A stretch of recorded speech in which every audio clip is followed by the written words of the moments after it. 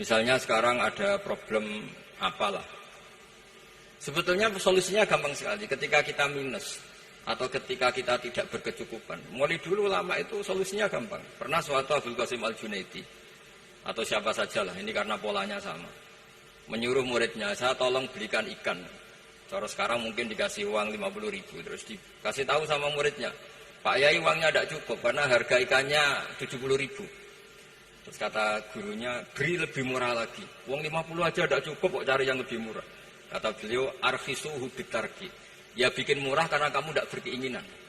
Jadi nggak usah belikan katanya.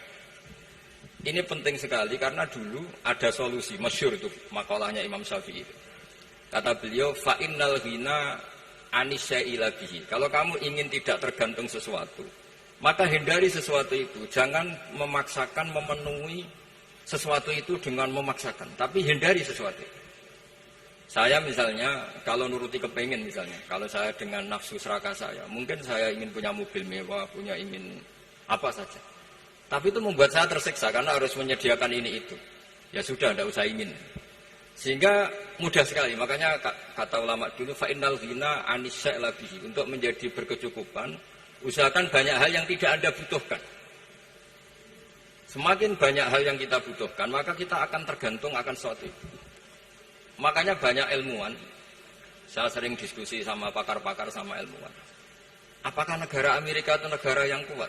Banyak ilmuwan yang berpikir itu ilmuwan politik, bukan tasawuf. Berpikir negara paling lemah itu ya kayak Amerika. Karena semakin powernya kuat, ketergantungannya semakin kuat.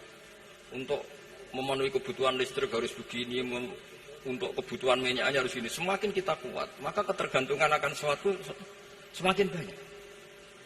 Jadi ibarat orang yang punya Alphard sama yang enggak kayak mana ya? Kayak yang enggak, karena kebutuhannya ada banyak. Artinya dalam kondisi krisis, ulama masih punya solusi, yaitu al-ghina itu anisya'la bihi. Jadi usahakan ketercukupan itu karena menghindari kebutuhan-kebutuhan yang tidak primer, yang tidak prinsip. Bukan memaksakan semuanya terpenuhi. Karena kita ini ulama. Dulu ketika sebelum ada negara, belum ada TNI, itu ulama punya cara untuk melawan Belanda. Karena mereka terbiasa punya loyalis, punya muhibbin, punya ghirah, punya strategi. Sehingga Belanda itu kesulitan ngadu ulama. Apalagi mereka terus ke Mekah, ketemu komunitas internasional yang semuanya berfatwa bahwa penjajahan harus dilawan. Itu luar biasa.